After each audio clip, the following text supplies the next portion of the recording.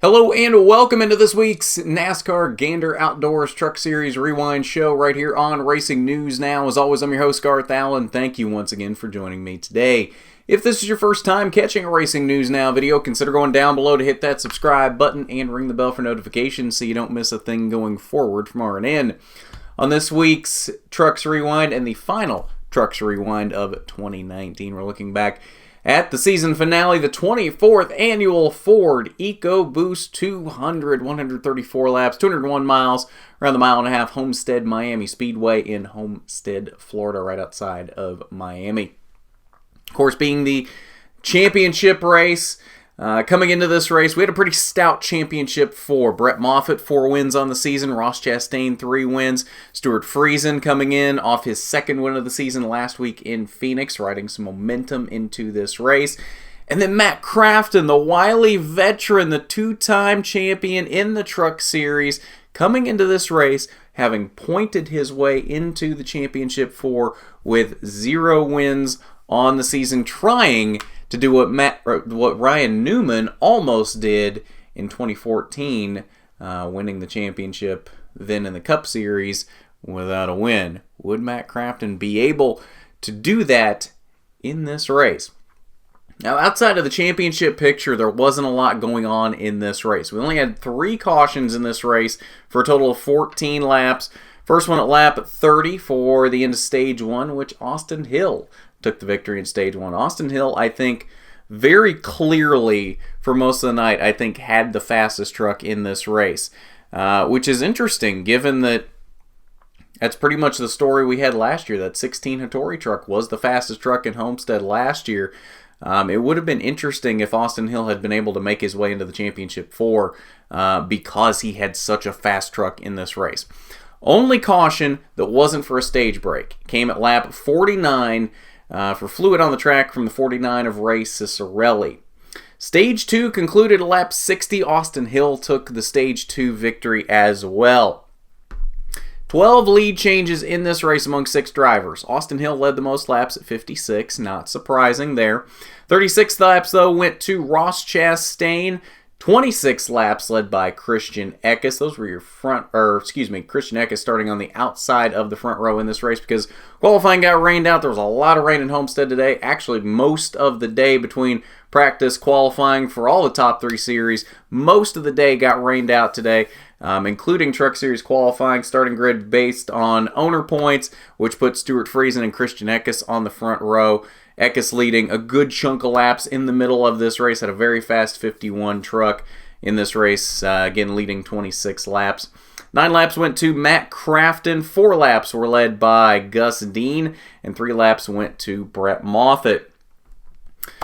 Alright, so the story usually at Homestead is you have to win the race to win the championship, but that was going to be very tough with a very stout 16 truck of Austin Hill, who again led the most laps, won both stages, and I think very clearly had the best truck in Homestead.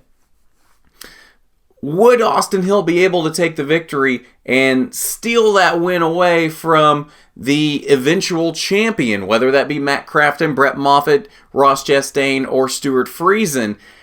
And the answer would be yes. Austin Hill would win this race. But who would win the championship? Because Austin Hill won the race.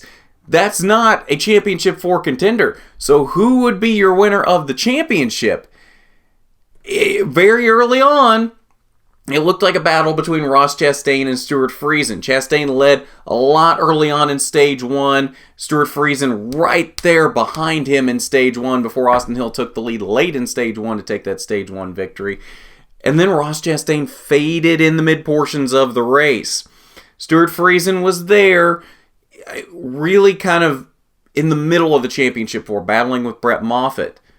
Matt Crafton, the guy that had not won a race all season, seemed to be the championship favorite all night. He seemed to have the fastest of those 4 trucks as we got later into the night.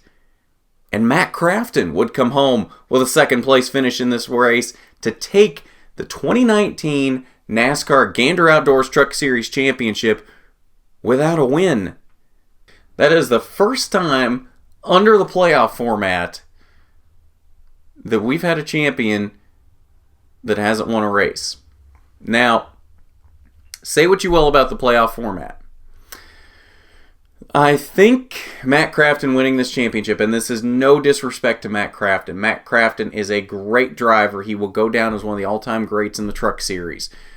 The 3 championships now. He's tied with Jack Sprague for second most all-time championships in the Truck Series. There's no denying Matt Crafton's talent and what he has brought to this sport and the level that he has raised the Truck Series to, the competition level that he has raised the Truck Series to. But this was not a good season for Matt Crafton.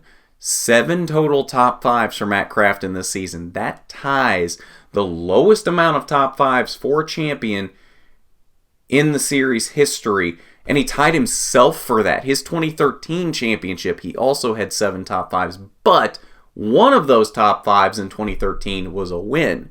Something that Crafton did not have this year.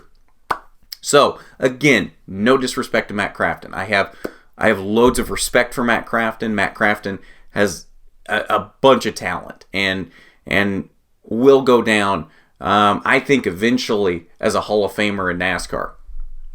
But that being said, I think this shows an inherent flaw in this playoff system. This playoff system was built to reward wins. This was literally a system to reward the drivers that won the most and ran up front the most and won stages. Matt Crafton didn't do a lot of that this year. Matt Crafton didn't win any races, and he only won 3 stages. He had 11 playoff points total at the end of the season.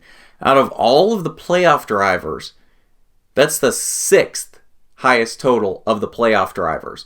The only drivers in the playoffs that had less playoff points than Matt Crafton were Johnny Sauter, who had 9, and Tyler Ankrum, who had 5. So the flaw that this shows with this playoff format is it can't even do what it was designed to do. It was designed to promote winning races and running up front for entire races. Matt Crafton didn't do that a lot this year. Yes, he got 7 top 5s, but 7 top 5s out of 23 races? That's not a lot. I think this race, I hope, opens NASCAR's eyes and makes them realize that this playoff system is flawed and is unnecessary and is not working.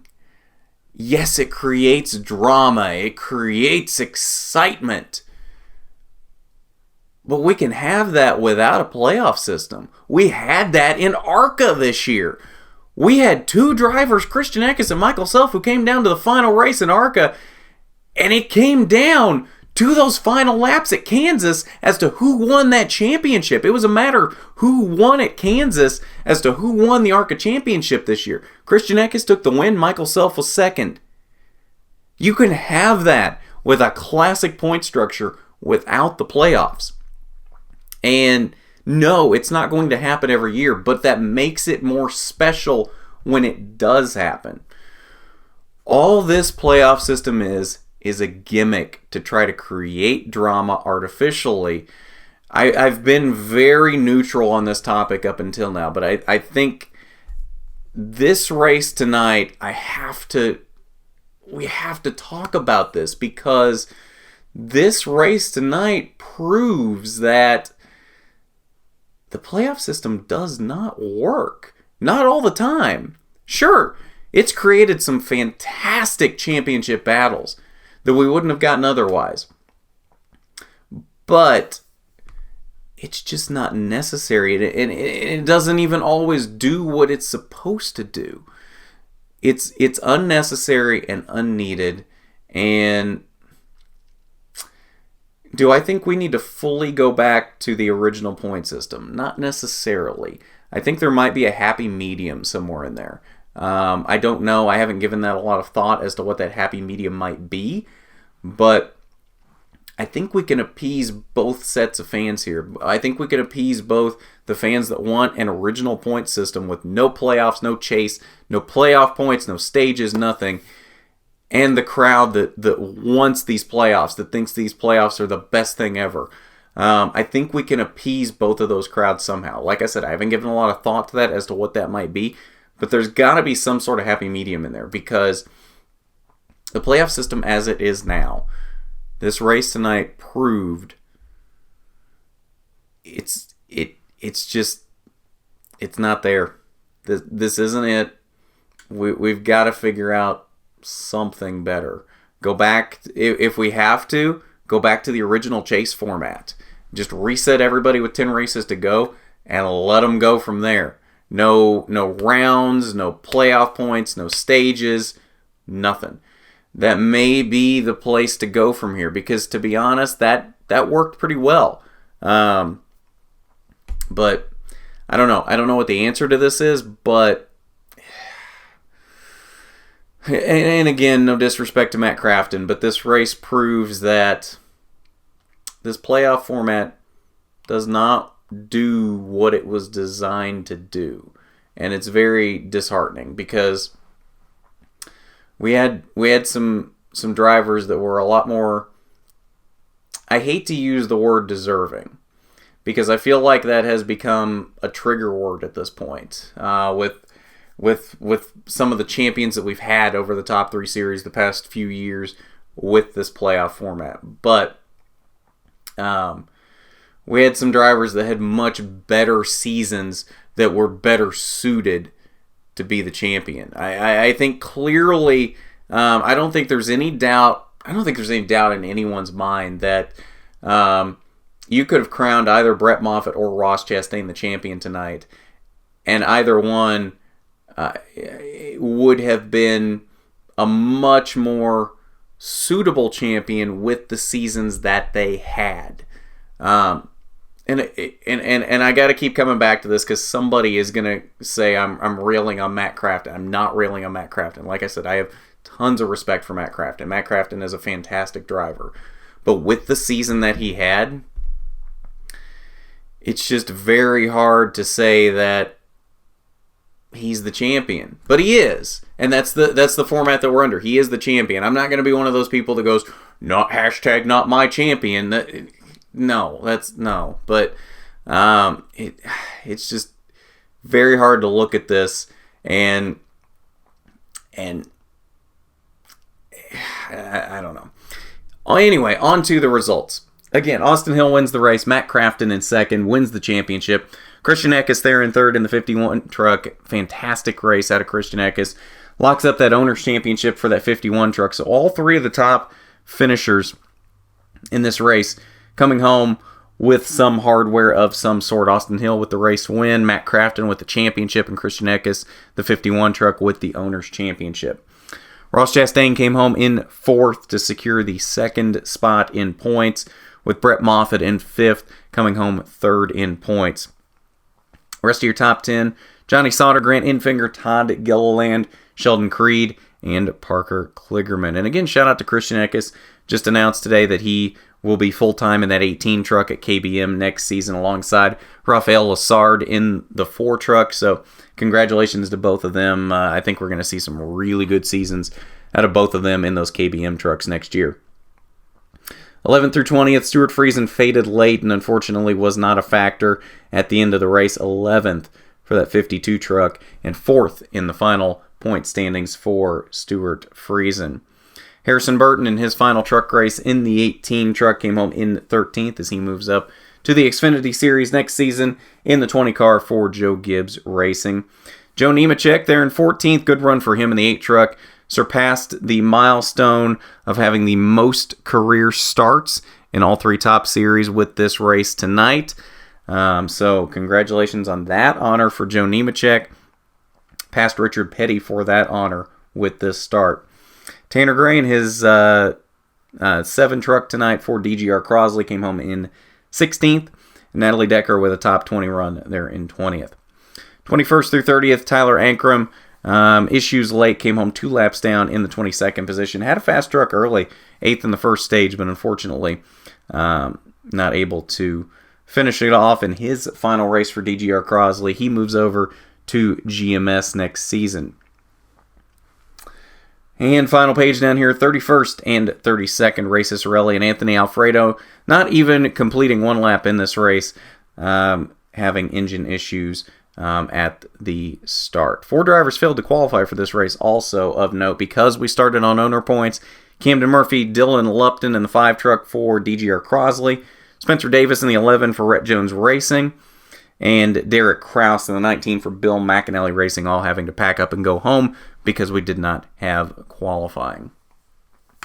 So that's your results from the Ford EcoBoost 200. Let's head over to the Media Center, and we should have video from both your race winner, Austin Hill, and your champion, Matt Crafton. Yeah, man, right when I got out of the truck and did my interview, I told everybody how much of this race it was awesome to win, but it stung at the same time, just because we were really close to making it to the round of 4 and having a shot at the championship, and you know, round of 6 just wasn't very kind to us, and we just didn't have enough points there at the end to make it. But yeah, it's awesome to get my 4th win of the season, and you know, in the season on a high note, going into 2020. So I'm really excited to work with these guys again. I can't thank Shiggy enough for everything he does for this team. Mike Grieche and Scott. You know, just like any other driver and crew chief, you have your ups and downs, and you talk it through, and sometimes you get mad at each other, and you just talk it out and move on. So that's the kind of year we've had, and you know, we know of areas that we need to get better at for next year, and that's what we're going to work on in the off season. We're going to grind it out, and we're going to be ready. Come 2020, it's going to be on. It's an unbelievable feeling to be able to have 3 and just the whole group behind me. I mean, Duke and Ron Thorson, Menards, and every one of these guys that build these trucks every week. I mean, Junior and I are just the lucky ones that I know he makes all the calls, but at the end of the day, these guys build these trucks, and we're fortunate enough to be able to. He makes the calls, and I get to drive these things, and this thing was phenomenal tonight. Hill had a rocket ship, and there at the end of the race, I felt like I could have raced him maybe harder, but at the same time, I know I could have lost a lot of time racing him, and at the end of the day, it was about winning the war, not just this battle. And now we'll take a look at your final point standings for the season here very quickly. Of course, as we talked about, Matt Crafton winning the championship with 0 race wins on the season. First time that's happened in the Truck Series, and again, lowest amount of top 5s for a champion, tying himself from the 2013 season with 7 top 5s for this championship. Ross Chastain again there in the 2nd spot. Fantastic season for him as he moves up to full-time Xfinity racing next year with Colleague Racing. I'm sure, obviously, wanted to finish off this season with a championship. It would have been a very interesting story, given that, again, he did switch which series he was declared for points midway through the season. Had to fight his way just to get into the playoffs as he started from a massive deficit, but was able to make his way in and make it all the way to the championship four, and unfortunately came up 2 spots short of that championship.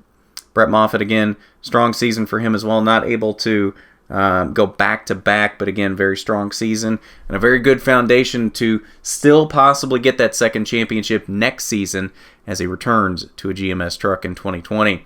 And then Stuart Friesen, again, his best season to date. 2 wins this season, Eldora and Phoenix. He's got a lot to build on for next season. I'm excited to see what Stuart Friesen can do next year because we saw a lot out of him this year, and he just kept getting better as the season went on. I think he's just going to be right back as another championship contender next season. And I think he'll have a much better shot to finally close it out next season as well. Look out for Stuart Friesen next year. I think I think there's a good chance we see him back in this championship for next year. Austin Hill, good season for him. 4 wins this year.